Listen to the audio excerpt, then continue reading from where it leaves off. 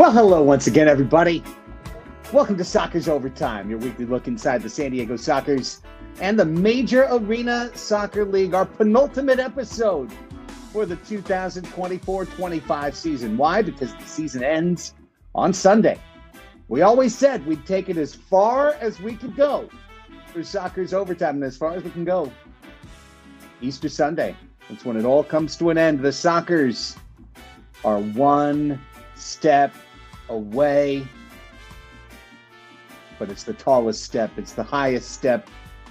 It's the one that nobody has been able to climb for 2 years. Win in Chihuahua. Can the Sockers do it on Sunday? We're here to talk about it all. I'm Craig Elston. That's Tony Sanchez. ¿Qué pasa, compa? Aquí listos para ver el gran encuentro entre los Sockers y Chihuahua Savage.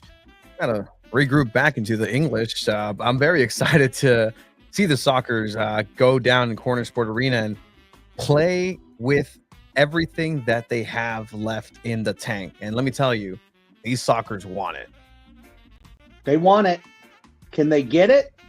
Can they be the team to finally wrest the cup back? De sur de la frontera? Quizás sí, quizás no. Pero nos vemos hasta domingo. All right, here's what's happening on the show tonight. The Sockers finish a perfect season at home. They are one step away from another Ron Newman Cup. We'll go through the highlights as most recently posted by our wonderful Eddie Trujillo. And thanks to the MASL for finally putting up the game film as well. We got two guests for you tonight. Stuffed on this finals preview edition. Tavoy Morgan joining us at the bottom of the hour. The Sockers striker will chat about the club's path to the finals, what they're going to have to do to win in Chihuahua. Then we will be joined by the MASL's Mexican correspondent, Oscar Sanchez. He's done so much content for the MASL. Oscar will be joining us. He'll be along right after Tavoy to talk about what makes the Savage so tough at Corner Sport Arena, about the dominance of Mexican Football Rapido within the MASL. We'll get into it all with Oscar coming up as this hour continues. Then we'll go through the league's award winners in MASL news, and we will preview Game 2 of the final in Soccer's news. So that's all ahead. Should be a good show. Think it might be a lot of fun. Okay. Listos. I mean, we are absolutely ready to go because it's been a whole season in the making, Craig. Whole season in the making. I can't believe it's over. That was really quick. I know. It's kind of wild how quick it goes by, because for a while you're just kind of cruising along, game a week, another week, another game. Oh, a week off. Oh, okay. Well, here's a 2-week match or a 2-match week, but that's not a big. All of a sudden they start piling up. All of a sudden they start stacking up, and the next thing you know, we're like, oh, 3 games until the end of the season. I think what makes this one so different, Tony, is that the quarters and the semis took all of 3 days to complete instead of normally 3 weeks probably to complete. It took them 3 days. That part I didn't mind. The microwave portion of the playoffs. Did not mind that at all. But now we are sinking into the one true series, the series that should have been anticipated for everyone, really, since day dot. The Sockers and the Savage and Chihuahua trying to beat San Diego for the 3rd straight year in the playoffs. Sockers trying to even up the all-time playoff series at 2 wins apiece. Let's get into our highlights from Game 1 at a lusciously full Front Wave Arena. Incredible job getting that place jam-packed. And first quarter, beautiful goal. Gabi Costa, he put that ball up with the pure intention of curling it to Tavoy Morgan's head, Tony, and just an absolutely perfect exchange between those two dance partners. They had it on the right foot for 1-0. Yeah, I was with my co-commentator, Paulo Morales, and I was just explaining to him, like, look, these are the guys to watch very early on. And I was actually like, look, Leo's going to give it to Gabigol here, and there's probably going to be some sort of cross, and not necessarily saying, oh, I called this, but these are the plays that they've been doing very well throughout the season. And this is where the consistency aspect that the Sockers need to have going into Corner Squad Arena to really sharpen the skills that they've had their whole season are going to come into play. And man, were they tested. Unlucky here. Just seconds later, Popper shoots it off the back of Charlie Gonzalez for an own goal. 1-1. Really did kind of like pinprick the balloon for a moment because it felt so good to see the Sockers get off to that early lead. And then here it is, not even a minute later, Tony, and we're back to 1-1. But nothing can be done about this. This is just football rapido, just bad luck. Yeah, and I mean, Boris had some interventions early on as well. You see one right there where you can feel like Boris has been feeling himself this entire playoff session and season. And let me sometimes those goals remind you that, you know what, Chihuahua's there for a reason. They get these goals. They have the championship pedigree mentality, but so does Boris. Yes, and this is his best sequence of the night by far. First, he defended against the double looks, and then he comes up with the double saves, including Castaneda right down the middle on Route 1. You go to the second quarter, Boris is doing it again. More combo saves, just great action. And then speaking of great, this is one of the dirtiest finishes of the year, Tony Sanchez. The bull rush steal, but then the double left-footed soul roll to the toe poke lift goal. This is más sucio, demasiado sucio. Talk about control, right? Morales right here with a one-on-one situation with a defender right behind him, knowing that the slide is coming at any moment. Just that 1, 2, that second step over, the third step over is almost there, but it's instead a chip going the other direction. Impossible for Reynoso. What quality from Luisito Morales. Costa to Drew Ruggles for 3-1. Gabi Costa, right now, you know, depending on the results Sunday, I think he's one of the finalists for MASL Finals MVP. The way that he's playing and the way that he played in this match, setting up 2 of the first 3 goals. Yeah, he's going to be a key factor over in Corner Squad Arena because he knows how to work in small spaces himself. And if he's lighting it up down in Chihuahua, let me tell you, that gives me some hope for the San Diego Sockers in Corner Squad Arena with Gabi Costa. Someone who has not played either of the matches previously in Chihuahua this year. Diego Reynoso wanted to make sure you knew that he was there as well. Some tremendous goalkeeping, including this one where he was in the net, but he kept the ball out of the net. Still 3-1 San Diego. Counterattack, Sebastian Mendez. Good job, Reynoso, challenging to cut off the angle and deny a 4th goal. 3-1 at the half, and then all of a sudden, just a snoozer, unfortunate play by, you know, all second team defender Cesar Cerda right there. Nothing to be said. I mean, it's not like, hey, boo, Cesar, but he knows. You can see he locks in on that, doesn't mark Puentes, doesn't read the pass. He locks in his feet right as the pass is coming, and then by the time he can move, no chance. Puentes is unmarked, and a huge half for Hugo Puentes is underway. Now Boris Pardo, another big save. Boris playing exemplary on this evening, although he'll be hit with some bad luck, quite literally, in a couple of highlights coming up. Meanwhile, other side, and we get the critical moment, I think, in this match. Tony, 3-2, anybody's game, and then a completely unnecessary play by Jorge Leal to kick Tavoy down low on a dead ball. And that leads to a penalty kick. It was a foul committed inside the crease. Childs converts it because he's Craig Childs, doing Craig Childs things, so he converts that penalty just like that. Instead of 3-2, it's 4-2. Another look. Hernandez just guessed wrong. He's doing the dancy. I don't think the dancy helps, but he's just trying to guess, and then he guesses right, and Craig goes, oh, that's cool. I'll score. 4-2. Here comes another. This one, it's Pee-wee's last assist of the year. Hopefully not his last assist ever. He gets it to Tavoy Morgan. Tavoy. This is so athletic, Tony. The running chest trap and control to get it to your foot. I think most people just sprain a ligament trying to do what Tavoy Morgan does here. Instead, he gets the goal for 5-2. Yeah, being able to control it and give yourself that pass moving forward is in midair is incredible, and to really have that resource to then just have the body control to know where that ball is going to land and first time it to yourself. Essentially, it's a great goal. Fantastic. Absolutely. 5-2 at this point. Sockers with an opportunity for more. Good save Hernandez, and then off the post. And 6-2 is denied for San Diego. Now we get to the really unfortunate part of this film as Christian Quintana takes a hamstring injury.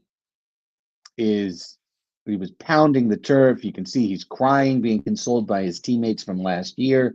And as he walks off, we know we've seen the last of Christian Quintana this year. Luis Morales, great try right there, better save. And now the even more devastating injury.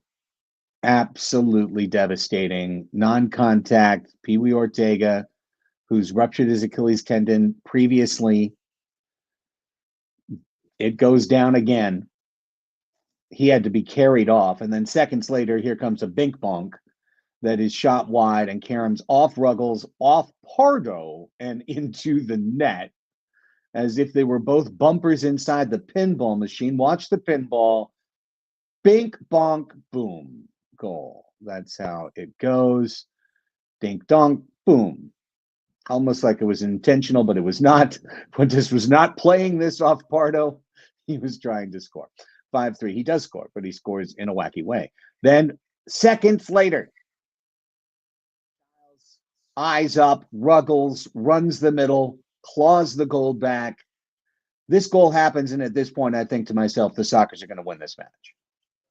Yeah, everything that could go wrong was going wrong right before this game. And I think this is really Drew Ruggles' position as the heartbeat of the club that rallies this team together. And you could see it right there. This is not an easy goal. Those couple touches right before he gets the shot off, those are intentional. Like, that's not an accident. He sees everything in slow motion and is very, very direct with what he wants to do. And this really brought the Sockers back up because it seemed like, man, this is the beginning of something, especially with 11:42 with that Chihuahua goal left. Anything was possible, but the Sockers rallied back together. Luis Morales does it again. Here's a guy who is rising to the occasion when the Sockers need it in the playoffs, in a big match. He comes up with two of his prettiest goals of the entire year. This one spinning to the left foot over the double slide tackle attempt. Morales gets his brace. Sockers have the 7-3 lead, and you say, surely Chihuahua can't score 7 goals in this match. And they can't, but they will get a couple more. Here is one, of all of the ones, even all the playoff, I'd say this is probably the first one that Boris would like this one back. Kind of misreads it off the post, and then it clatters off his hands and goes in. So that's a little bit of a sloppy goal for 7-4. Of course, there's 4 minutes left, turning a 4-goal lead into 3. You don't think too much of it. And surely you don't have to. This is with under 2 minutes to play now, and it's Boris playing great, moving back and forth, stopping a second chance, but the third comes to Puentes on a silver platter. And that's 7-5. Truly not decided until the final 30 seconds or so of the match, as we see it once again. 4 goals in the second half for Hugo Puentes. Shows you, I mean, honestly, we can talk about this more when we get to NASL awards, but he's a very dangerous player. Now we get to final 20 seconds, 6th attacker, Boris point blank save, Rios kicked out by Cardenas once and twice. Soccer's going to be able to clear the ball, get out of this one. 7-5 is your final score. Incredible atmosphere. Over 3,000 fans in Front Wave Arena, Tony, for a playoff game that they had literally 1 week to sell. I thought this was a tremendous team performance for the San Diego Sockers. A tremendous team performance, all out, all aspects, contributions up and down the roster. Just really unfortunate with the 2 injuries taken, but game 1 to San Diego, which is something we've never been able to say in a playoff series against Chihuahua before. Yeah, and I think that just starts that difference of between the other storylines before with San Diego Sockers and Chihuahua, right? Like you really need to have something that hasn't happened before happen. Check. Here's step one. Get it done on game 1. And it's not like Chihuahua did the gamesmanship thing and said, well, we can always get them back at home. We can easily go and rest everybody. Welcome in corner sport, and then one game, mini game, 15 minutes, and we're champions. No, they came in and wanted to win. They came in with that game mentality, and they were wanting to absolutely spoil the fun and the fiesta for the San Diego Sockers, and they were they were darn close to it. I'll tell you that much right now, because it wasn't a comfortable victory whatsoever. You do take some hits here on the health side of things, unfortunately, but as you mentioned, it's a great team victory, and I think this is exactly what the Sockers needed to move forward. They can feel the crowd in the game, and I know they're going to remember that carrying it into Chihuahua, and that's something that you just can't bottle and take with you. It has to be lived, and the Sockers live that, and new Sockers too. I'm glad Morales is getting his mojo in. I'm glad this playoff atmosphere is rubbing off on the entire team. You know, Drew Ruggles knows what it means to be knocked out by Chihuahua in heartbreaking fashion and not have the San Diego Sockers that he supposedly thought he joined last year. Now, this is the San Diego Sockers he thought he was joining last year. You have the factor of Danny Waldman back there. You just see him being positive, carrying that whole bench and really being into timeouts. Hey, what do you need? I'm the ultimate teammate. I'm still going to warm up just in case I'm here, but I'm ready for whatever this team needs me to do. Across the board, this San Diego Sockers is more united than I've seen them in a while. And I'm very, very, very, very happy to see that because, they could have been, it could have been a different story. It could have been, hey, we're just going to see what Chihuahua does and just play passenger here. But they were the ones that were the main character here at Front Wave Arena, and they showed it.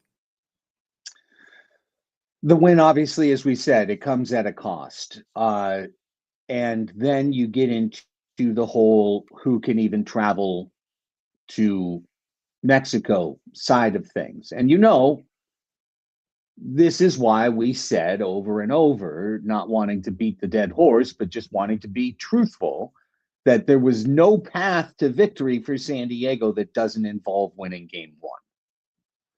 The path where they win both games in Chihuahua, it's just, maybe it's 1 in 1,000, maybe it's 1 in 100, I don't know, but it's not likely. However, don't sit on that sentence if you're out there going, oh, Craig's hating on the Sockers. Don't sit on that sentence. That's not what happened. The Sockers won game 1. Just like it's been each of the previous 3 years in this series, the home team won game 1.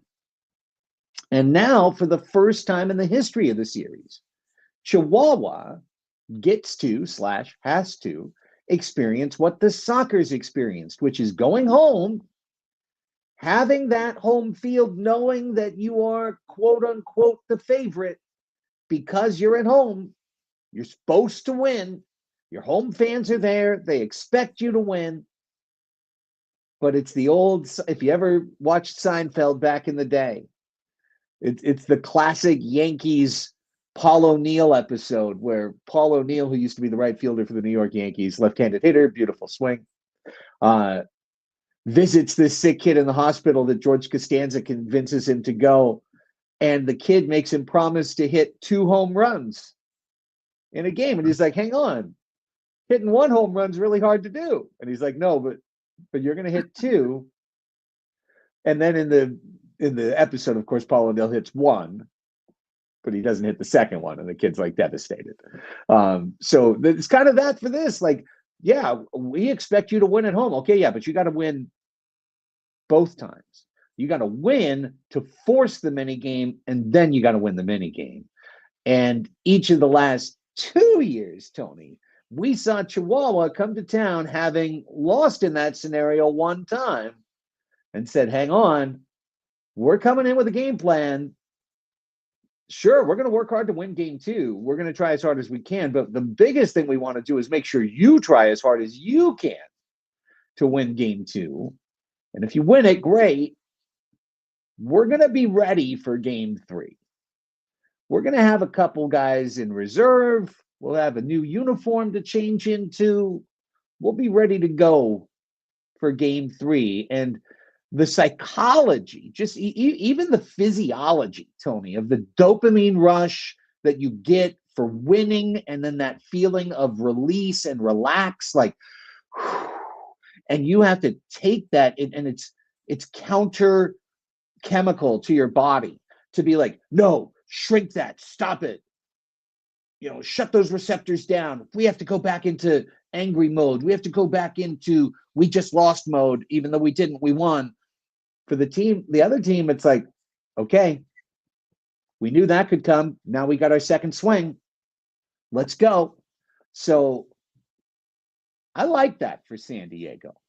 I like it a lot. I always felt on the other side of it that it was a pretty tall order for the team to win twice at home if you're facing a really good team. I know Chihuahua can do it, Tony. I know they can, but I prefer this to what the Savage theoretically could have done, which is scheduled 2 full games and said, okay, you got to take us down 60 minutes. And I don't think you can do it. I don't care how many times you try. I don't think you can do it. Yeah, you really felt the pressure almost just shred away. Just after that victory, it's no longer on the Sockers. The Sockers had to win game 1. That was their pressure game. But now the pressure's on Chihuahua. And I think the Sockers having that mentality going into it leaves just space to almost play more natural. I don't know if that makes any sense. To just kind of really just let the course of water go. Just let the course of soccer go and do what they do best. These players play incredibly strong within the intangibles. Chihuahua's a machine. It's literally Ivan Drago versus Rocky. And right now the Sockers are Rocky. He's gone through 3 movies already. Can he do it a 4th time? We'll see, because they have the experience, they have the heart, and they have the determination to do that. But with Chihuahua now, it's really a matter of how they're going to manage the pressure for the first time. Will San Diego just say, all right, I'll give you some of your own medicine. We'll have these fresh uniforms. But then the mentality also kicks in where, like, it gets in the player's head. After the game, do you cool down? Do you stay moving? Do you do calisthenics? Do you stretch? Because that moment, that decision is going to be the one to, you're going to regret or be like, oh, thank goodness I did that. And it's going to be on a player to player basis. And you need everybody to play their best 15 minutes once they're absolutely exhausted of one full game. And so this is where, again, the greats will make their money, and we're really going to see exactly who is the better team if it gets to that. I would be more than just shocked if this ends after the second game. If this was the end of the second game, I don't know what. San Diego Soccer is great. If they get it done in the third, that's much more plausible. But at the end of the day, I'm willing to put my hair on this, Craig. Oh. If the Sockers win this championship, I'm cutting my hair off. Whoa. So, I've come to the determination. Yeah, me too.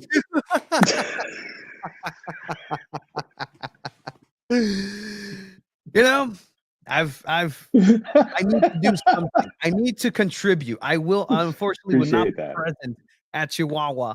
But if that's my little grain of sand, and you know what, I'm all in for this team. I'm all in for these guys.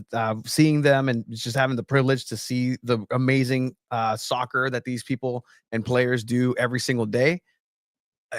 You know what? Let's go, Sockers. If that's your determination, we've heard and we've understood that. Hey, we heard 10 goals, and here's your 10 goals. If that's true, give me a makeover. Give Tony a makeover. That's your only motivation to go into Chihuahua and just kick some butt. Let's go. Well, I absolutely love it. I'm not going to give away state secrets, nor am I going to act like state-run media. So I'm not going to try and pretend like we didn't see what we saw Sunday. Those were season-ending injuries, just in case anyone had any question or doubt or wondered. No, those were season-ending injuries. I think Quintana will be fine for next season. I don't know if Pee Wee's going to be fine for next season. I don't know if Pee Wee's going to be fine for a while. Achilles injuries are some of the most devastating injuries that anybody can suffer in terms of a leg injury. It can sometimes take 2 years to come back. Sometimes you just can't come back. Sometimes you can get to the point where you can walk and jog, but the idea of being athletic and physical is crazy. And he's come back from this once already. You know, like not everyone is Kevin Durant, you know, nor does everyone have the level of incredible all-star zillion-dollar training. You know, not to say, Paul Savage is worth, the price of 4 trainers generally. Gabi Costa, yeah, he tweaked his ankle into the boards late. I'll just say this, I think he's going to be on the trip. And I think the Sockers are going to carry much more of the roster you're used to down to Chihuahua on Sunday than they were able to do in the regular season. For example, the Brazilians, their visas don't cover Mexico, but they can get a one-time travel exemption to go in. You just can't go in, out, in, out, in, out. So basically, the Sockers get one shot to travel their Brazilians. They save it for a playoff series. Here it is. So guys like Leo and Costa can go. I think Keiko could go. Who they travel? How many extra maybe? Which ex-Sockers who can only play South? We'll talk about that more on the other side. Right now, let's get into our guests. We are excited to bring on 2 guests on this grand final preview edition of Soccer's Overtime, making a return appearance to season 7 of Soccer's Overtime. Our dear friend, the man who led this club in goals and who is electrifying the crowds with his performance so far in the playoffs. Now he's got to do it in front of a hostile crowd in Chihuahua. The great Savoy Morgan. Once again on Soccer's Overtime. Thank you for having me. Savoy, it's such a pleasure, my friend. I'm very excited to be on the plane with you guys, to be going down there to CBX and being there for another grand final and seeing this thing get to the final station, final stop, so to speak. How excited are you for what's coming this weekend? Very excited, and focused at the same time. And yeah, it's going to be a good trip, with you along with us. It's going to be a good trip. Yeah, man, I love seeing you play, and you're playing once again. That smile that you bring after you score, and put the intensity within. Could you just tell us about this perfect season at Front Wave Arena? This homestand now is impressive. What has it been like to play this season at Front Wave? First, we have to just give God thanks for this group that we have, and some of these guys help build the arena, so that help give us a really motivation, that no one can beat us at home. And my first time in the arena was at a Clippers game, the basketball, and when I went there, I was like, wow. And I'm like, this is home. This is home. So I was really excited and focused on, let's have a great season. And that's what the boys did at home. Yeah, 15-0 at home. The crowd's so much bigger. Tavoy, you guys are more than doubling the attendance this year over last year. How much more confidence did you guys start to get when you got the new blue turf in? And it's like this place truly feels like it's authentically new and ours, and everyone else is adjusting to our home. How much of an advantage was that for you guys? Honestly, at first we did not know that the turf was down. Some of us was surprised at first, and then it was versus Chihuahua that first game, and we really put on a show that game, and that's when we were like, we really can do whatever it takes to win at home and to just continue it away too. And that's when we were like, okay, boys, let's get used to this turf. And we did that, and it paid off for us. No, I mean, you've like you said, been putting on an absolute show at Front Wave Arena, and a lot of that is you're bringing back this classic nine style of playing and really honing your skills left, right, however it is. You warm up here with the dance move before. I heard that you and Gabi practice and some the dancing. And sometimes he's like, I don't know what you're doing, but I'll do it. But like, talk me through this season, and it seems like you're getting stronger with the left and the right foot. It don't have a left foot or a right foot. It's just one fantastic boot that you have.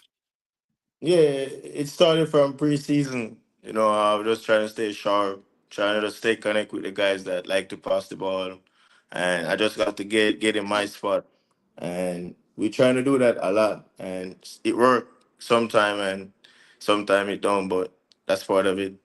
But yeah, different from that, going forward, the boys were like really excited, knowing that I'm going to post up and do whatever it takes, and just told me to go at them and bully them and do whatever you can do, and it worked, man. And they feed me, and that's what keep me going in the game.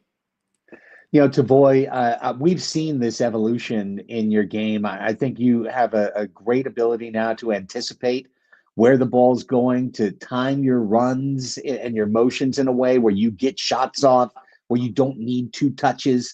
You're taking it first time, and you're getting those goals. It feels like you've just, built that confidence, and you play a very physical style as well. Everyone knows that. Everyone who plays Tavoy Morgan knows it's going to be a physical game. You're going to give, you're going to take. It's going to go back and forth. Chihuahua knows this. I was especially noting in the fourth quarter when you guys were ahead. It seemed like they were trying to get into the small of your back, trying to get into your shoulder, trying to get you down, hoping that you're going to pop back up and you're going to do something that can get you carded for the next game, or change the momentum. How much of that even goes into your mind? How much of it is pure instinct, or how much of it is like, I know these guys are trying to get to me, and I'm not going to let them get to me. I'm going to get to them by scoring goals. Honestly, my coach talked to me. He called me one side and talked to me, and I just stick with that in my head and go out there and just play as normal, play with my smiling, and just when I get my chance, I'm going to take it. That's all was in my head. When I get my chance, I'm going to take it and not to retaliate, and just focus on defending and do my job. And that's what I did, and it's really helped me, and I thank coach after the game for that. Yeah. I love that. I love that. I mean, you're talking about getting your chance in, right? Well, you have a chance down in Chihuahua where you can win the full game, the full second game. Or then if you don't, you go into that knockout game. You get two chances essentially at Chihuahua for this championship. What are your mentality going into it in terms of like, is there strategy? Do you want to save it? Do you like what are your thought process going into this game? Honestly, you never can predict it. It's a back and forth game down there. It's the best defense going to win that game, honestly, and that's what we just got to work on and finish our chances, and just try to keep the game close. And I just think that's what it's going to take to win the game. Last thing before we let you go, my friend, you've been a part of this for a little while now. You came in the COVID season. You got the opportunity to experience that feeling of winning in the finals and getting a win the next year. You got to get a second, against Florida. The last couple of years, Chihuahua has been that barrier, right? Has been that team that's been able to take you out. Now you get the chance to go down there, to be in Chihuahua, to be in front of their fans on their turf, a place that a lot of people in the league think nobody can win. But we know the Sockers can win. I've seen you score game-winning overtime goals in Chihuahua at Corner Sport Arena. What would it mean to you personally to get another ring, to finish this finals and to claim another ring? Honestly, it have mean everything to me, the team, the fans, and for me personally, knowing what I'll be able to do to help the team.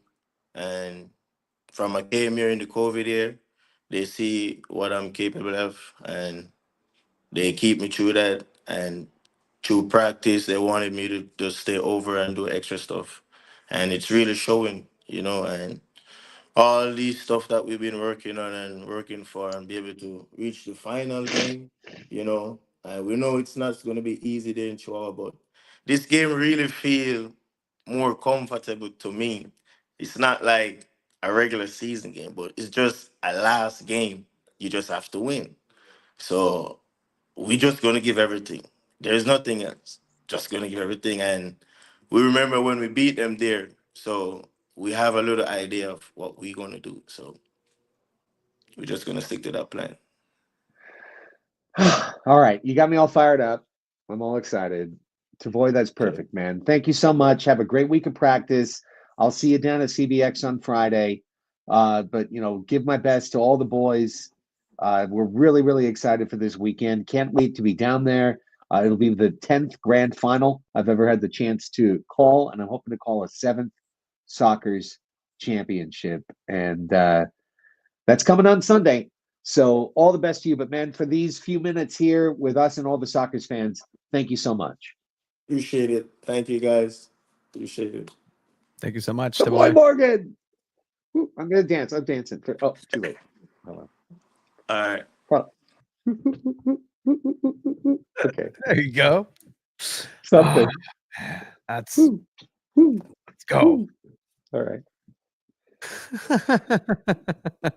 Whatever. Just I being gotta get silly. I gotta get a video of that. If it does happen in Chihuahua, just you and Tavoy just Dancing. match dance 100%. You can tell how much it means to him, man. Like you can tell, like It does. he Yeah. has that just in his memory, his work ethic, and just coming down. And it's not easy, right? Like the player has its nature, and I think you alluded to that. And his nature is just passion, fiery, go in, no all gas, no brakes. And sometimes that can get a player into trouble. And sometimes you as the outsider, you look at him like, man, why are you doing that? And it's easier to say that than to be in the throes of it. That's what makes a player so good because a race driver, Ayrton Senna once said, "If you don't go for the gap, are you even a racing driver anymore?" Like, there's a danger aspect to Right. this. If you aren't going for it all, are you even really wanting it to begin with? And let me tell you, Tavoy cares more than anybody else. And this soccer's team is ready to fight till the end. And um, I'm just really really excited. That really fired me up now. And man, I'm very happy with what I saw and heard here from Tavoy. And let's go. It's they know the mission better than anybody else. Better than anybody else. They know what it takes when they go down to Corner Sport Arena. I do have to I believe it was Jonathan. It was like, hey, more dancing, less fighting. More hugs, more less fighting. I'm okay. I'm okay with that.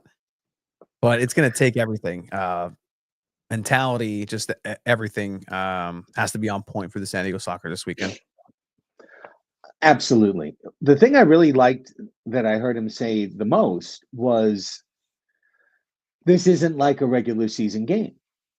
This is a grand final. This is a last game. So you take all that other stuff, you throw it all away. We have to win. And this is a guy who was on the $1 million winning team 2 years ago at TST. This is a guy who's won 2 championships. He knows what it takes to be a winner.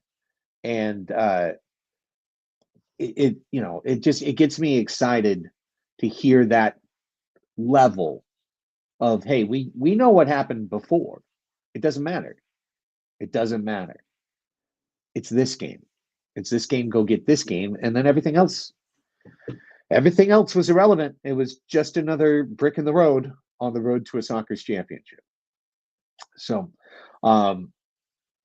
great stuff to Voy Morgan. We're lining up Oscar Sanchez as well. I think I was mixed up, Tony. I thought he was 2 hours ahead, and maybe he was an hour ahead. Oh, okay. So I was just looking down at the WhatsApp, and he had a question like, "Oh, is it a?"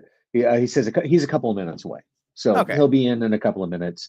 Uh, and looking forward to continuing to chat through that. Now, we talked a little bit about the injury situation for San Diego. Let's talk about solutions. Winners find solutions, as Mike Schilt loves to say. Shout out San Diego Padres, 14-3.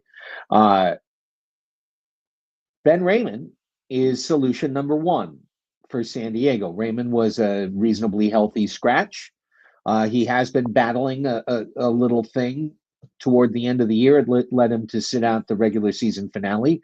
But Raymond in for Quintana is pretty much a 1-to-1 swap for Sunday, I think. And Quintana is the bulkiest defender that San Diego had. You know, he's built like a brick, you know what house.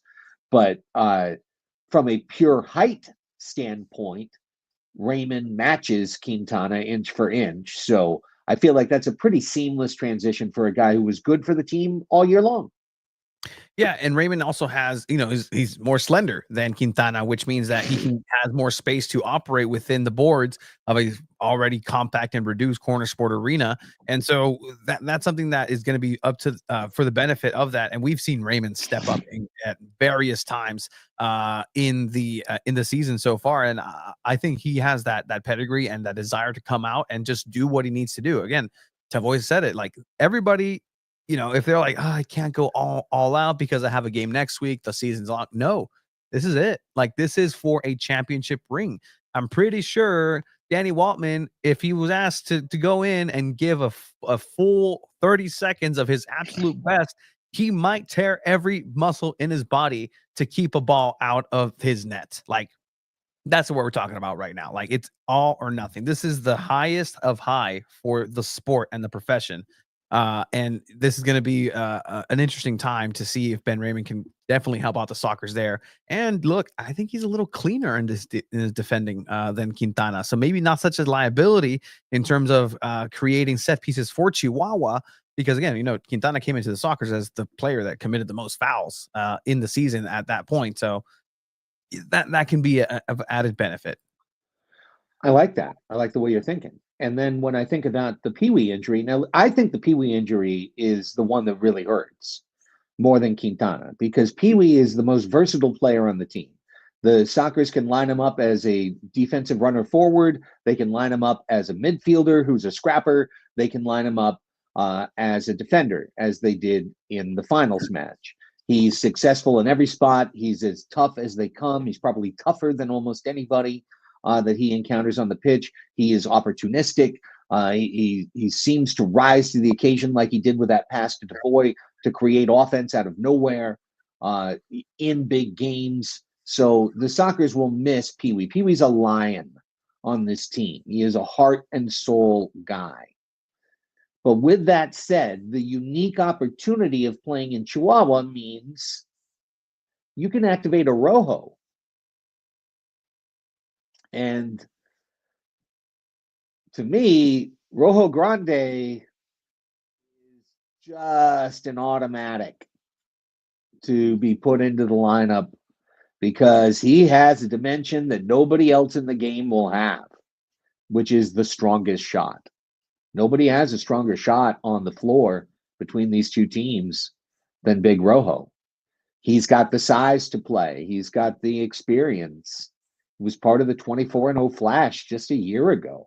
I mean, I think Big Rojo is kind of a no-brainer in terms of who you have to sub in. I mean, you're literally going from Mutt to Jeff, right? I mean, like you're going from the smallest guy to the biggest guy. But to me, that's the way you got to go. Yeah, and I mean, on that converse, right? If he has a stronger shot, that means a strongest rebound, which means that you better be ready for that incredibly quick counterattack by Chihuahua to then turn around and potentially have to defend, right? So, I mean, there's added benefits, and I think it's a net positive what can potentially be had. Not positive in terms of losing Quintana and Pee Wee, but the people who are going to be able to step up also know what it takes to be a successful San Diego Soccer. So that's for what it's worth. Also, an added benefit to have that. It's Rojo sabe. And trust me, I'm pretty sure he's not too fond of what Chihuahua ended up doing last season to his perfect Monterey Flash in the regular season, right? Oh, yeah. No question about it. All right. Our second guest is all lined up. Let's welcome him in. We've talked to him many years, and I've known him for many years. Got the chance to be on one of his broadcasts in Monterey several years ago. He is the great Oscar Sanchez, who covers this sport in Mexico for the MASL. Oscar, ¿qué pasa, amigo? ¿Cómo están? How are you, my friends? Thanks for Oh, having me. Ready for the final. todo bien contigo. It's great to have you here, my friend. Yeah, we're excited. The grand final coming up on Sunday, Easter Sunday, and indoor football and the championship cup is going to be lifted. And as we get into it, a little bit of a different spot for Chihuahua. Yes, they've got the opportunity for the three-peat. Yes, they are on the home turf where they've lifted the last two cups. But this time they're down 1-0. This time they've got to win twice on Sunday. Yeah, totally agree with you. Now it's in a different situation for Chihuahua. Last year they won in Kansas City, then they come home just for one game. Now they need to win two. That's different. Well, Chihuahua is a very good team. They are very talented players. They win home and out, but certainly this is different. This is very different. No, honestly, one of the biggest weapons that they have is where they play, el Corner Sport Arena. ¿Qué pasa con este campito? What's so difficult about playing in Corner Sport Arena for opposite teams? I think the size matter, of course, but the system that they use too fast at one touch, maybe that make the teams the rivals go crazy. They can hold that pressure all the game. At the third or fourth quarter, they are done. So that Chihuahua know how to play to force that situation for their rivals. I think that's the main thing. And the other that maybe is not that okay that we talk about it, but the visa thing, I think also is an advantage for both of the Mexican teams when we had the Flash.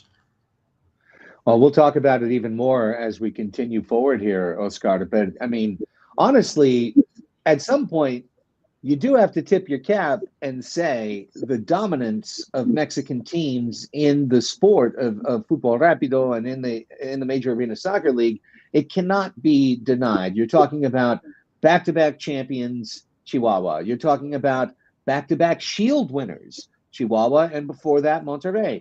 The Flash put together a 24-0 season, something that had never been done, to be undefeated in 24 matches. Of course, that year didn't finish the right way that the Flash wanted, but Chihuahua wound up taking the championship. The only team that's beaten Chihuahua in 2 years in Mexico is Monterrey.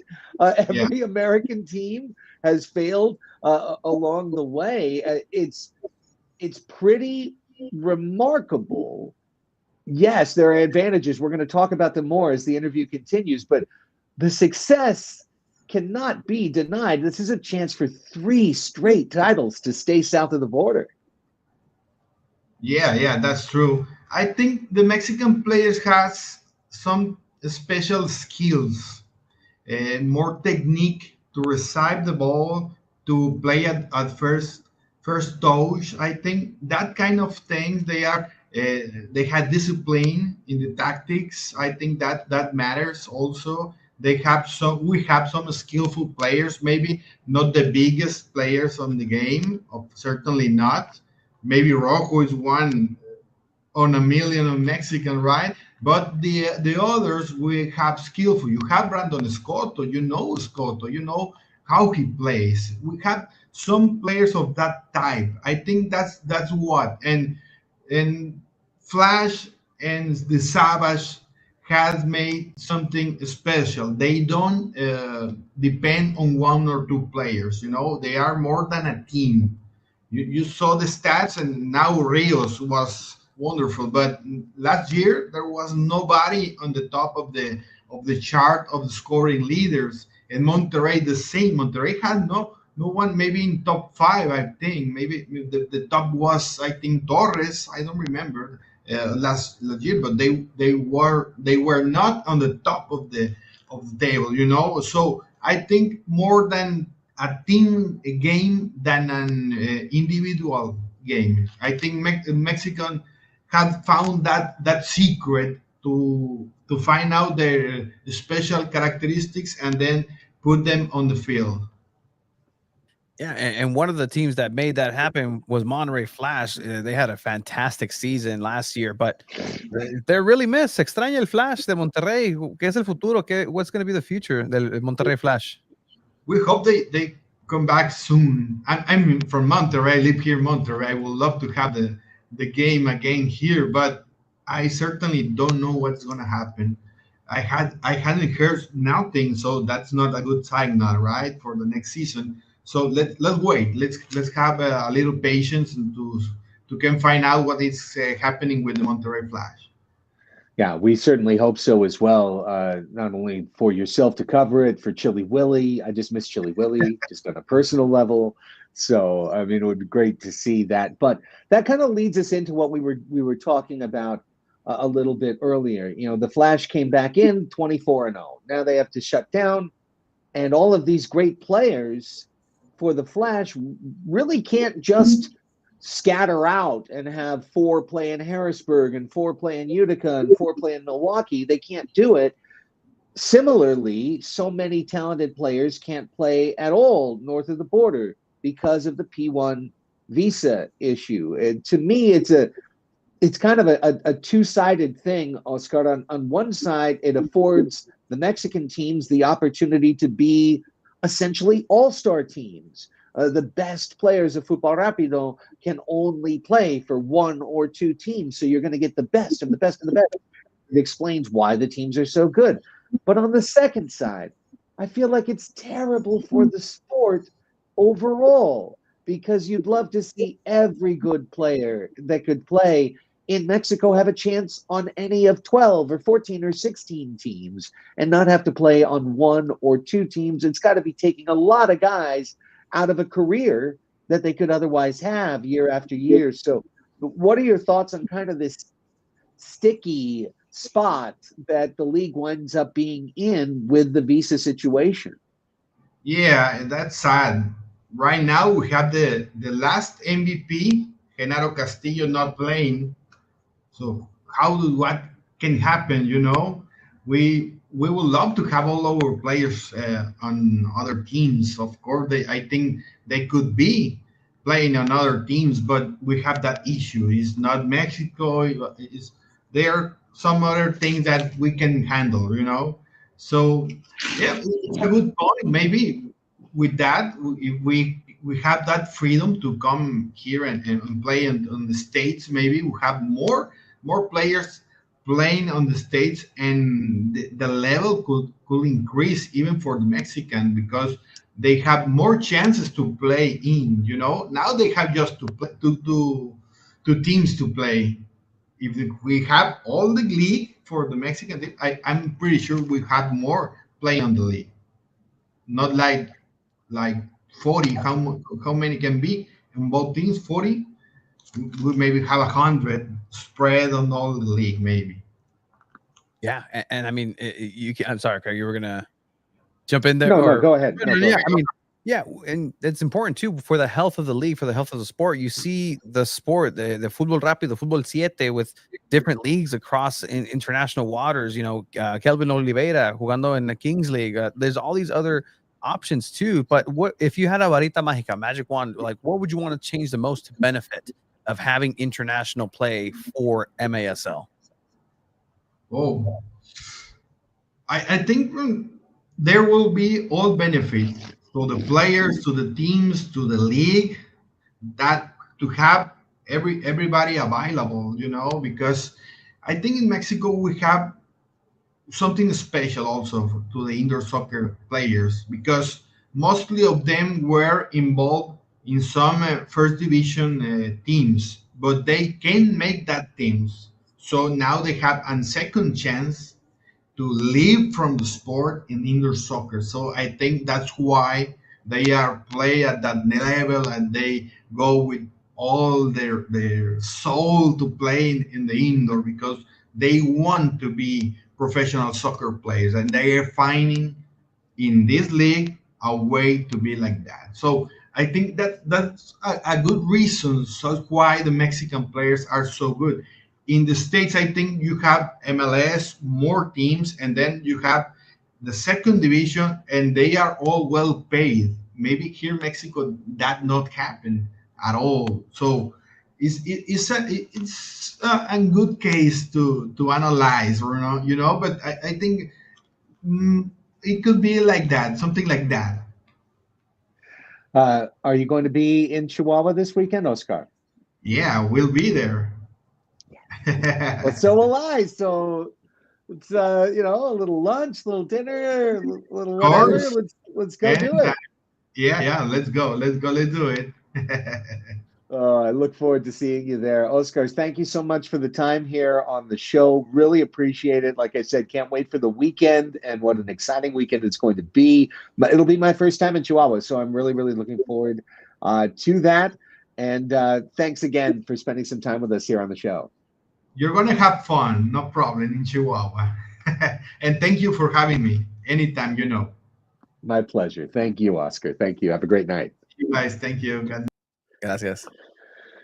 Oscar Sanchez. I love him. Love him. Great stuff. And should be a really, really fun weekend to be sure. Well, Marlisha, to answer your question in the chat, yes. The answer is yes. I am going to be announcing the match for Golasso in Chihuahua with Philly as my sidekick. Now, Tony. Yes. Why is that? I mean, if you want the full story, there's a really good friend of mine who is currently going and battling through some illnesses and gave me a once in a lifetime opportunity for a ticket of WrestleMania for night 1 and 2 in Las Vegas. And he wants me to fulfill the wish of holding up a sign to say, F cancer, and I wish he could be here. So I think that life mission that life has put in front of me is something I can't unfulfill. I would love nothing more than to be your Spanish interpreter through the city of Chihuahua and just welcome everybody and just almost be part of one of the guys of the team. Like, hey, güero, el Craig, hey, vente, vámonos.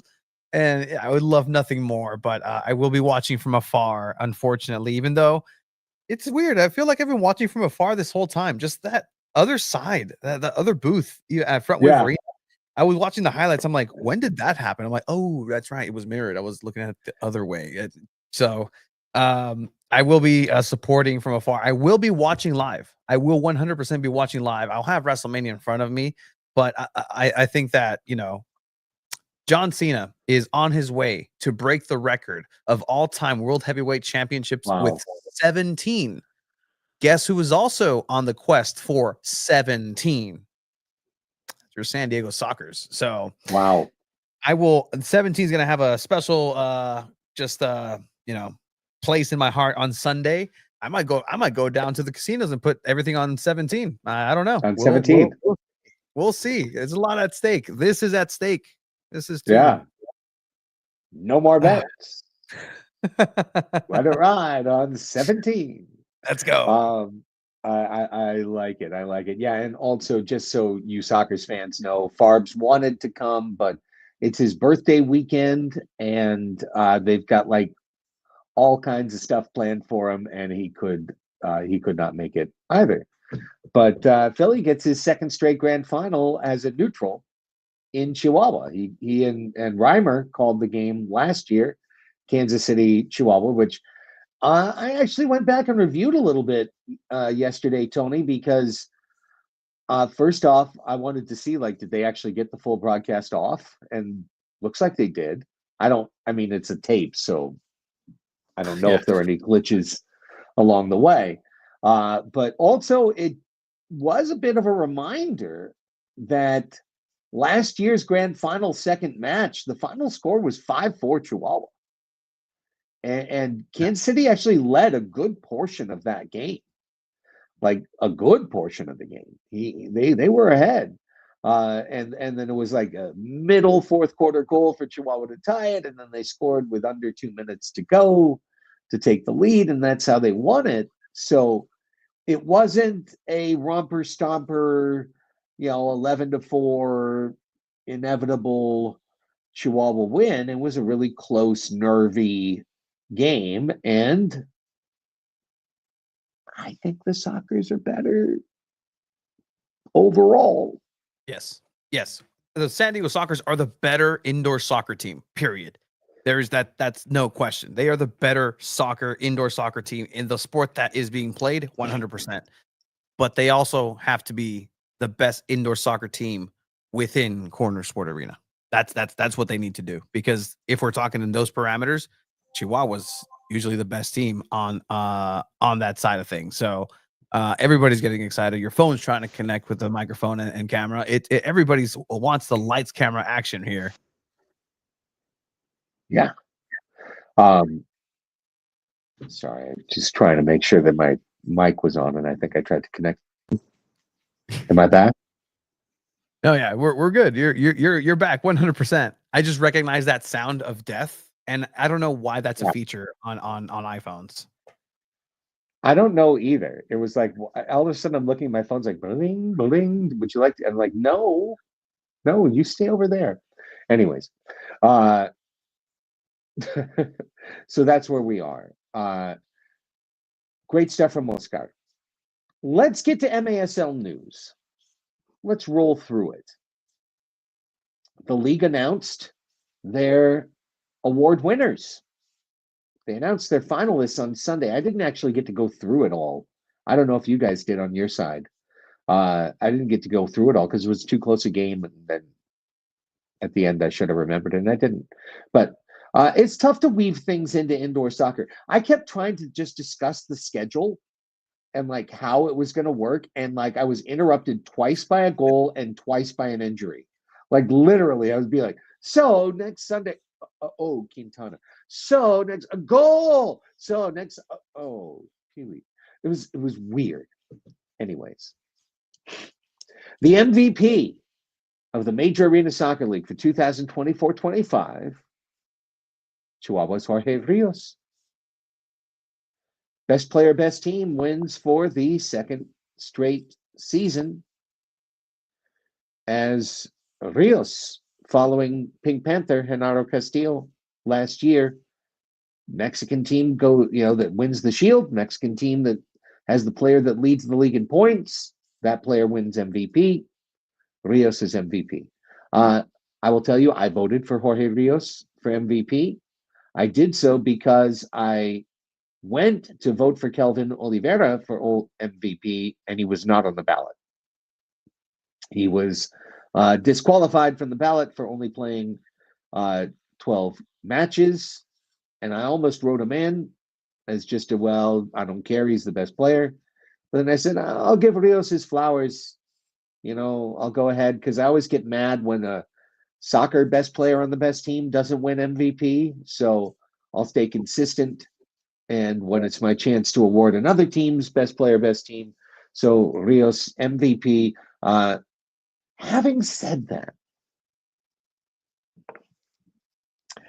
I think Puentes is the best player on their team. La Roca's playing phenomenally. Like, he did so well into the playoffs. Like, he's literally their rock that everything is built on, both ways. That hard fighting attitude. He's yapping in the bench with everybody who was next to him. I know Cowboys, the fans of San Diego Soccer during the Wave match trying to get into his head. Nope, he's just that guy. He is him. And having the privilege of being next to that bench in those intense matches, like, you get a sense of like what he means to the team too. Like, that is the definition of the leader of Chihuahua, Puentes. Yes. So in that sense, I kind of wish I had voted for Puentes instead. But Rios gets MVP. Rios gets MVP. It's okay. It's fair. Fair play. Goalkeeper of the year was a weird one because the Triple Crown was all split up. And you really could have gone any number of directions, but the voters went with the player who ran away with save percentage, and that was Chris Toth. Chris Toth is the goalkeeper of the year, back-to-back years. I think this is his fourth. I think he's now gotten one more than Boris to take the lead in that category. But I did vote for Toth for keeper of the year. Personally, I thought it was really split, and I think Ejimadu had a case. I think Reynoso doesn't have a case because he only plays in the first half of games for the most part. And I think Boris made a case by the end of the year by leading the league in goals against average. But front to back, and given the context that we know, which is how porous Tacoma's defense is and how Chris had to save, like, I think he faced something like 150 or 160 more shots than Boris. It's almost like, 8 more shots a game, that he faces. So all of that added up for me and for the voters. I'm not the only voter. I just happen to be in line with the majority here, or the plurality, that I think Toth gets the award this year. I mean, give Boris a reason to want to play harder. Why not? Like that's how I see it, right? Like, we know the type of competitor he is, and at the end of the day, if this is another reason to have another excellent game, this time in Cornerstone Arena, cool. Use it as fuel, Boris. Like, hey, Chris Toth, oh man, that guy, that's literally your rival, and he got another one. Hey, you might want to shut up some people and say, hey, I did something good this season too. I made it to the grand final, and I'm gonna win one. So let's go. Let's see if that pushes him. But yeah, I mean, Chris Toth, again, the prototype of modern goalkeeping in the indoor game too. I love that too. Hey, if we're going to talk about this stuff, let's just say something else, which is that when it comes to playoffs, it's not close. I mean, Boris is now 22-7-4. His goals against was 3.42 for his career going into that game. I'm sure it went up a 0.0 whatever because he gave up 5 goals, but the career MASL playoff numbers for Chris Toth: 8-7-1, 6.84 goals against, 656 save percentage. Boris's playoff save percentage is 722. So I'm just saying it, all the time when we talk about this stuff, people think it's personal, or it's like, oh, you say your friends, you're this, you're that. It's just the numbers. It's the facts. Boris playoff, to me, I'll take him over anyone. William Venzela is the all-time MASL playoff wins leader with 28. Reynoso is second with 26. Boris is now up to 22. He could get to 23 on Sunday. And who knows whether he finished, obviously he could have gotten 3 or 4 more wins in a different format this year. So the numbers don't lie. Boris has been as dominant a playoff goalkeeper as anybody in the history of the sport, and Chris hasn't. And to be honest, because I've got the numbers on my scoreboard, the same one I share with you, Danny Waltman hasn't. Like, the numbers aren't even close. They're not even remotely close. Boris has been by far better. The only guy that can really say anything is Venzela. That's it, and I think Boris has proven himself over time. So, that's where it is. But for the regular season, it's a regular season award. Chris Toth won goalkeeper of the year. Okay, how about defender of the year? This was a no-brainer. I'm sorry, but Chad Vandegrift, who plays a different style of defender than some of the boys on San Diego. He doesn't always jump up into the shirt of the player he's blocking. He's happy to lay back and get into the box and get into shooting lanes and block shots. And Chad Vandergrift blocked over 80 shots this year. And while I do find the shot block category to be about the most spurious category in the MASL and one that's very subject to interpretation from one official scorer to the next, I don't think there's any denying. Look at Vandergrift's career. He puts up these numbers everywhere he goes. And I think in a field that didn't have anyone else that truly, I mean, you could have said Porch, but now you're just giving a defender of the year for his offense, right? Chad Vandergrift is a in hockey parlance, a stay-at-home defenseman, and he wins the award.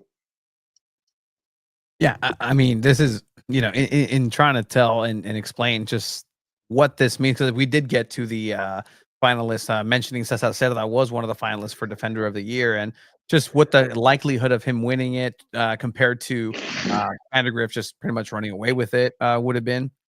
But you know what? It was also honestly very funny because as the game developed, my co-commentator Pablo was kind of like, wait, that guy Cerda didn't win Defender of the Year? Because he's putting on a pretty good game. Like I'm seeing that with my own eyes. I'm like, yeah, he's pretty good. But again, you got to put the context behind everything and how he plays and how, you know, Cerda has honestly struggled in a couple of games. He's figured himself out, but, you know, he's peaking at the right moment for the Sockers. But yeah, Chad Vandergrift, I'm not mad about that.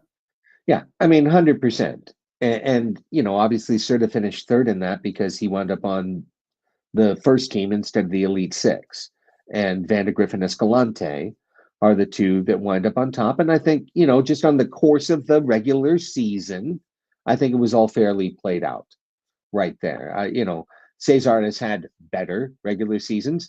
And again, in the playoffs, if you gave me a draft of defenders and those three guys are in the pool, I'm going to pick Cerda first every time for a playoff game, like literally every time, and twice on a Sunday. And luckily, the final will be played on a Sunday, so I would pick Cerda twice in the case of a Sunday. So there's your Defender of the Year. How about Coach of the Year?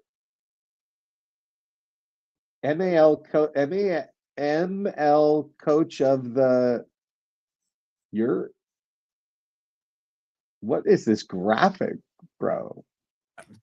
I don't know. It's Microsoft Paint. I don't think it's even lined up. Things like this is something that I would go after my co-host Chiva for. Like, dude, what are we doing?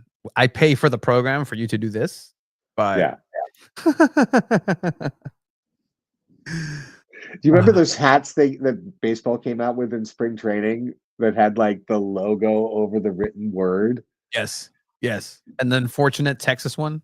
Yes, that turned into Tetas. Yep. And the Astros one just turns into Asshos. And it's like from the people that brought you those hats, the MASL graphics. Well, anyways, Anua Obasi won 4 times as many games for his team as the Strikers had the previous year. Drove teams nuts with his system, even though I do think the system has flaws.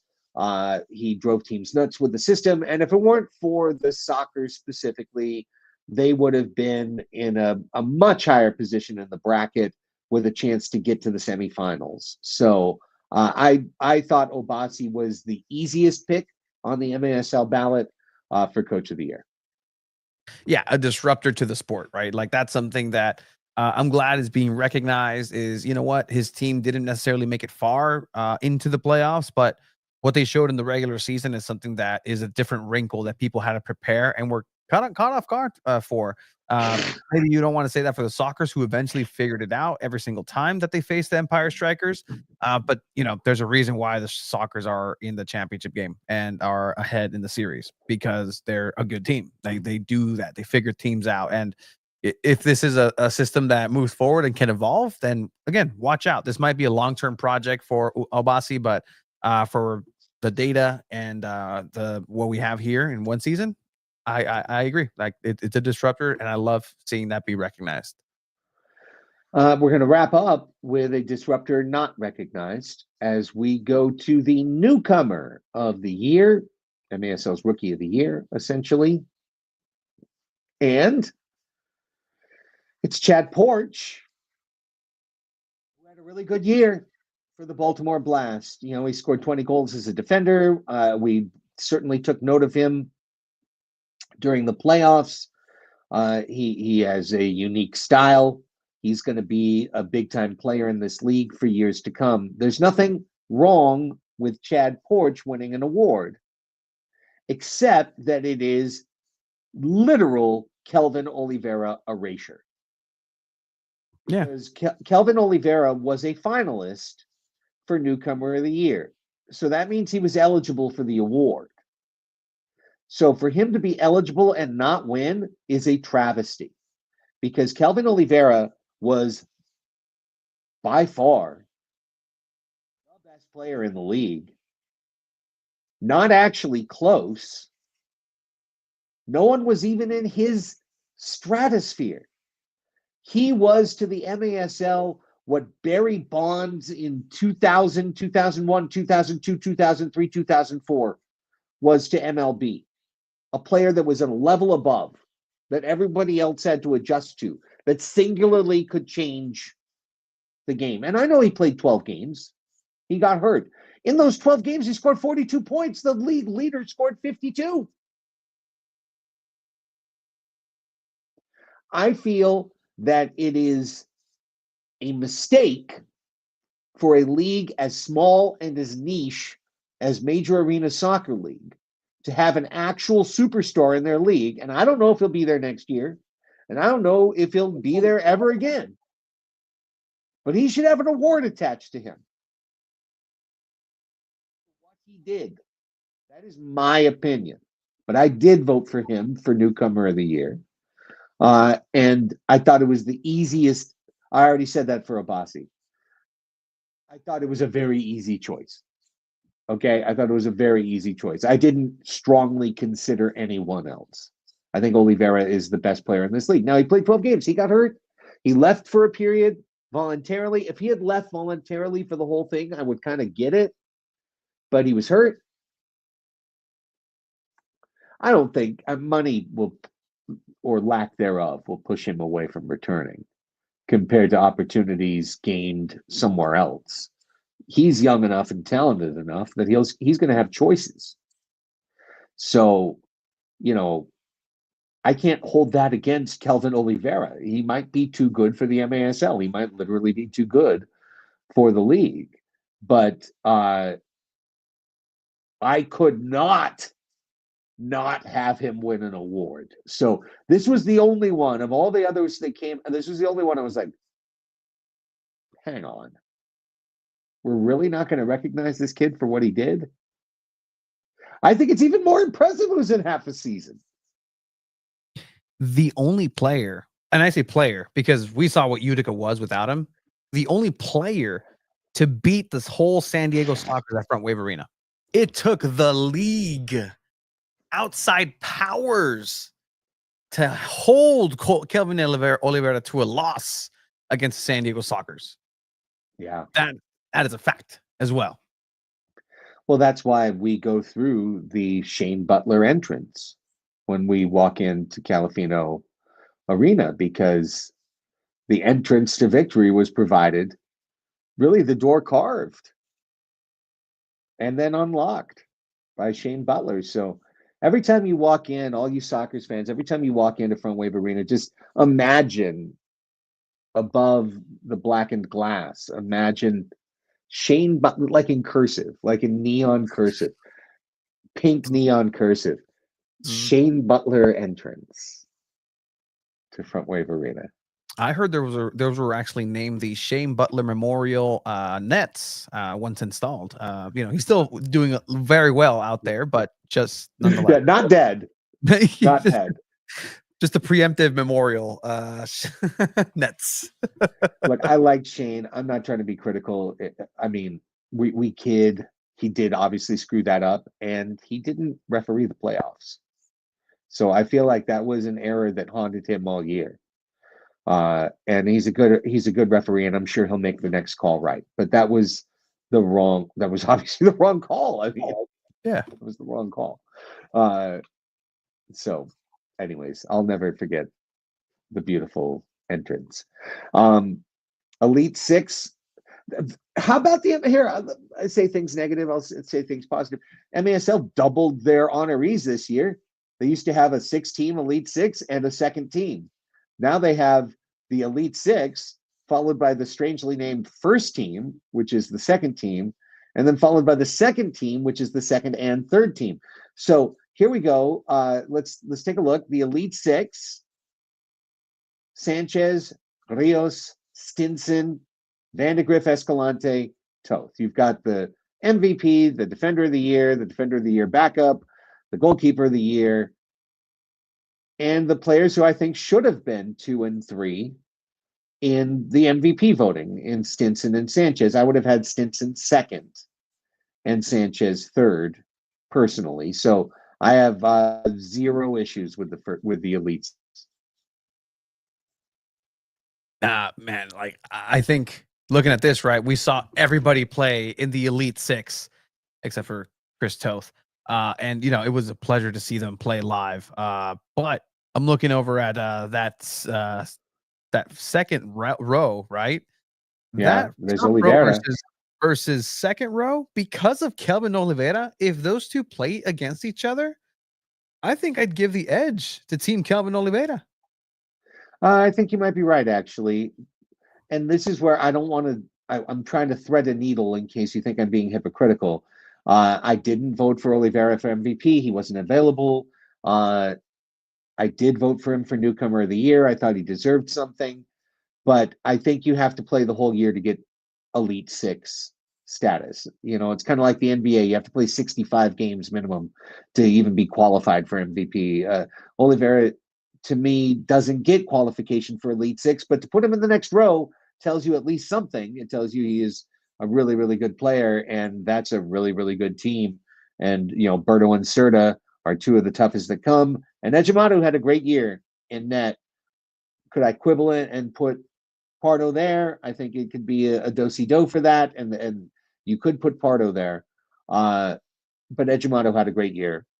So I get it. All right, to the second team. So that's the first and second team. So here's the third and fourth team. Or, well, okay. We'll name things the way we want to name them. The second team is twice as big. Okay. Charlie.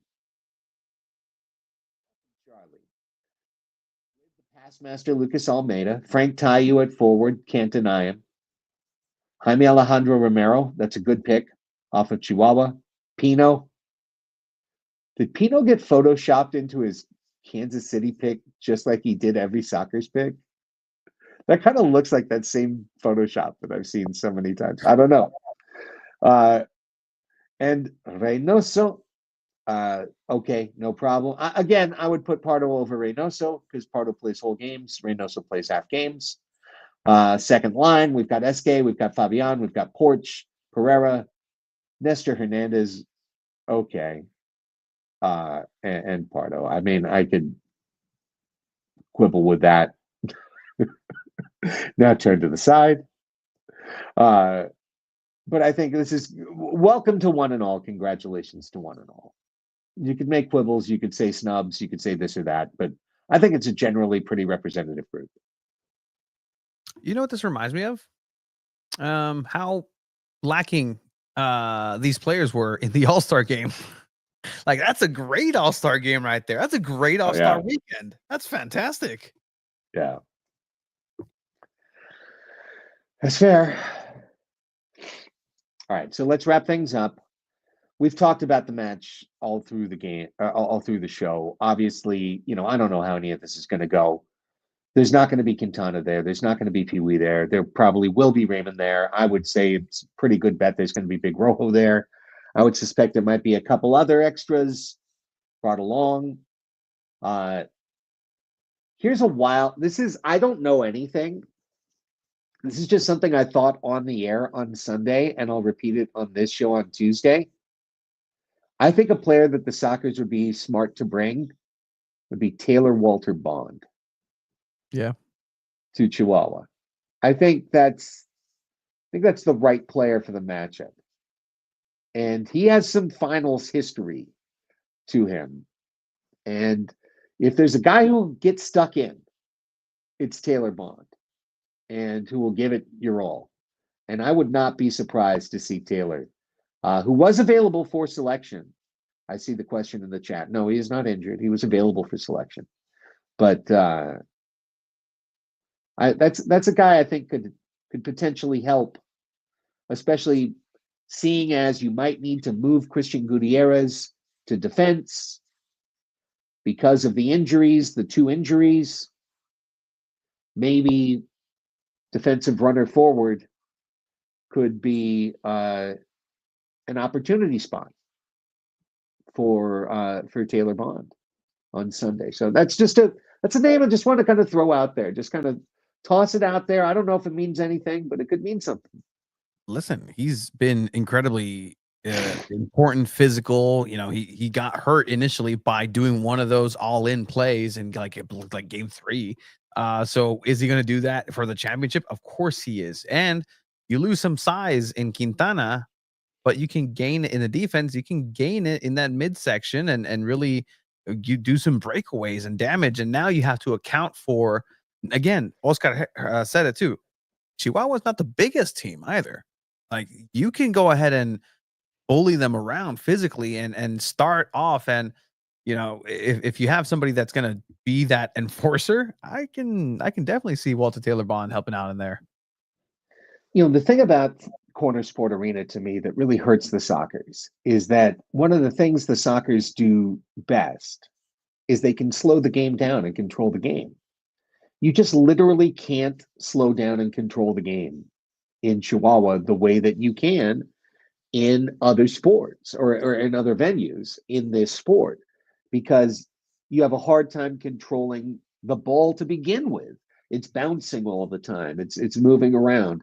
And then you've got so little space, players can jump in. And it just feels like the experiential edge for Chihuahua is in knowing where the bounce is going to go, in knowing how far it's going to kangaroo hop off the plastic boards, how high it's going to bounce, and anticipating to just line up and shoot it instead of being reactive. If the Sockers can be proactive more than reactive, it would truly benefit their chances to win one of these games.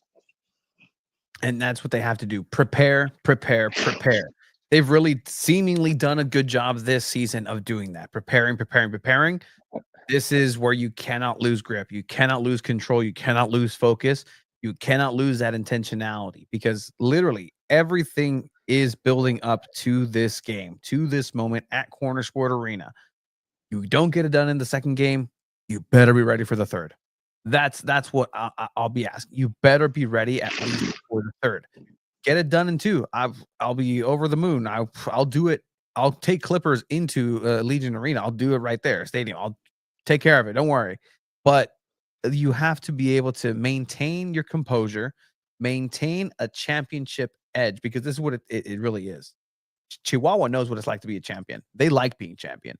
They know what it takes. They know how gritty they need to be. They know how much they need to delve into the dark arts at Corner Sport Arena to do that. Everything's going to be thrown that is on, legal, maybe just illegal, just, a little bit tongue in cheek.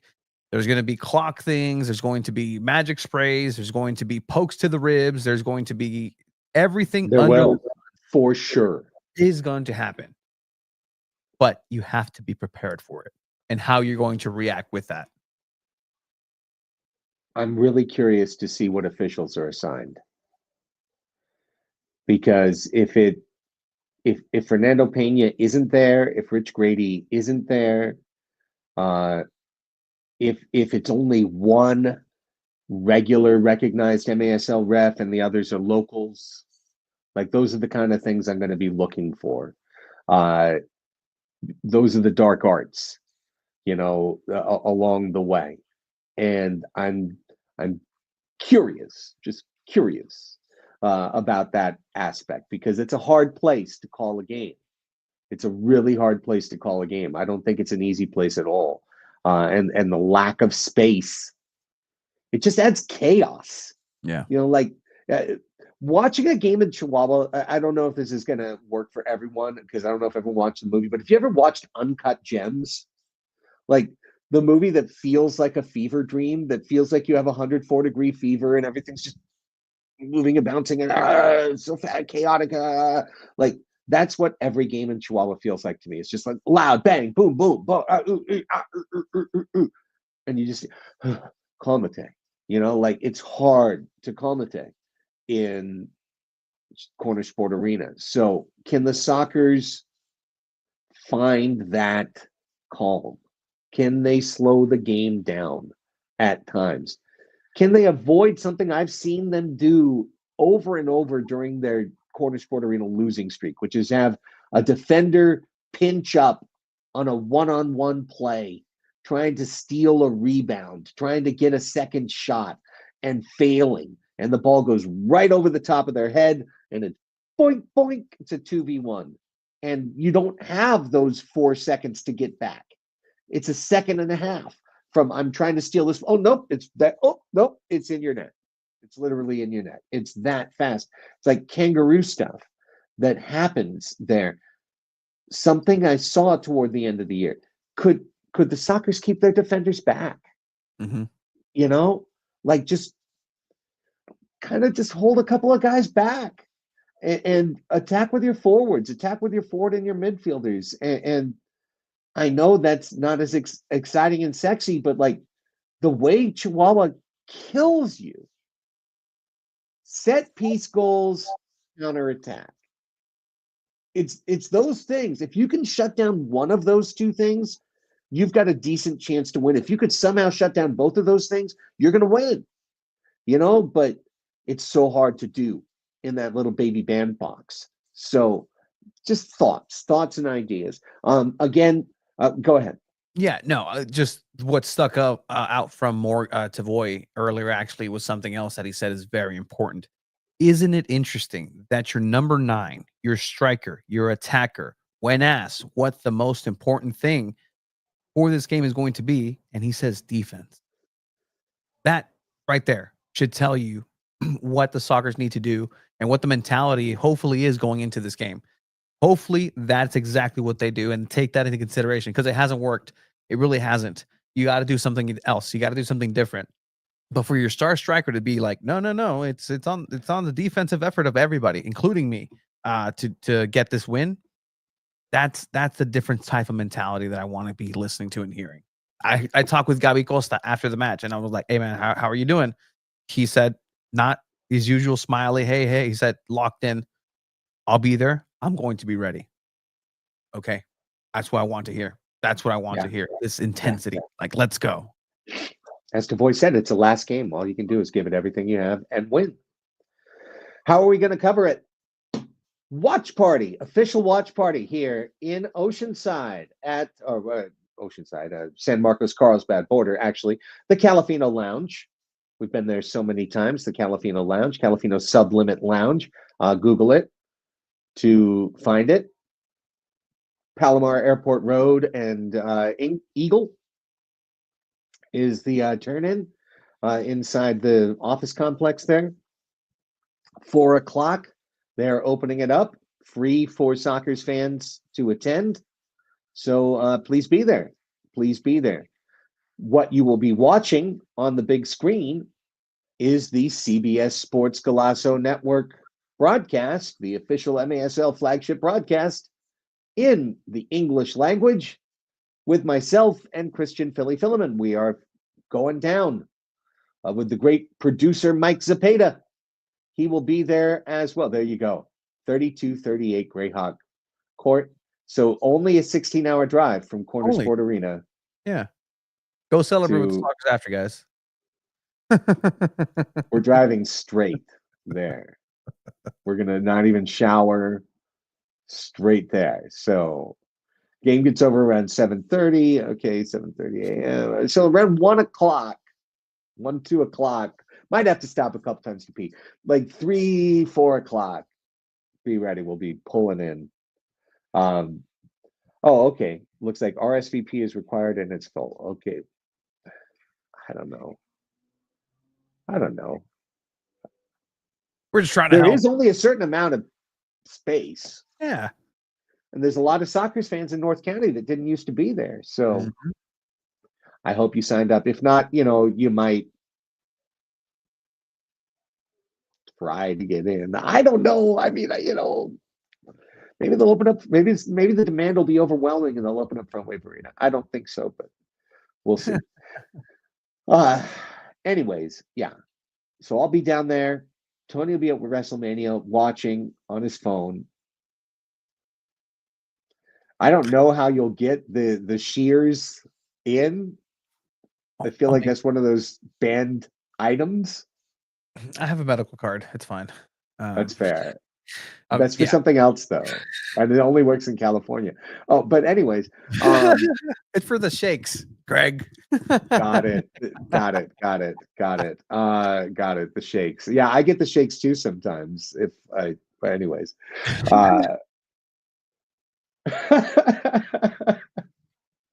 Anyways, I'm really looking forward to this. The Sockers have reached the end of the line, and I'm just going to end on a really hopeful note.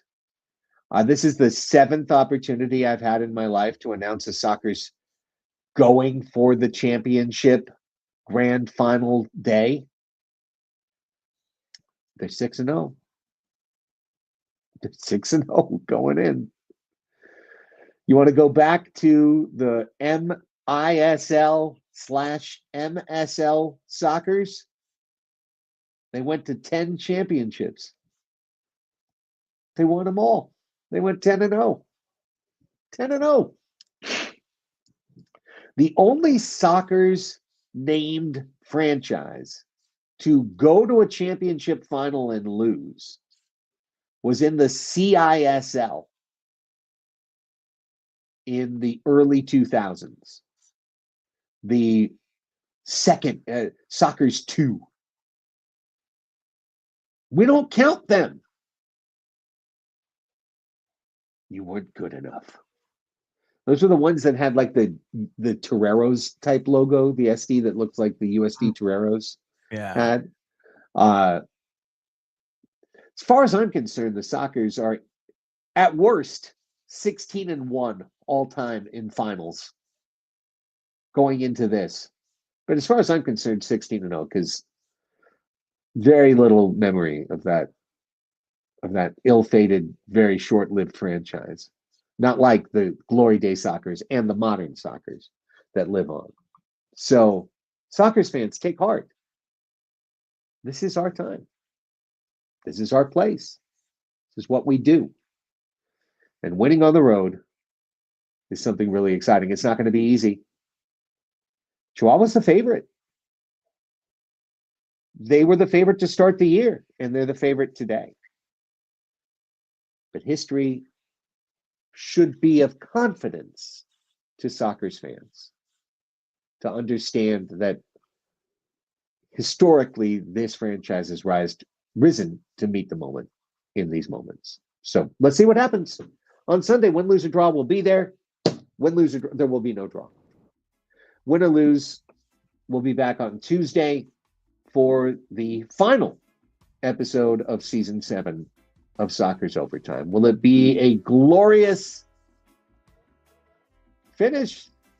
Or will we bring out the brooms and sweep up the confetti and clean everything up and figure it out?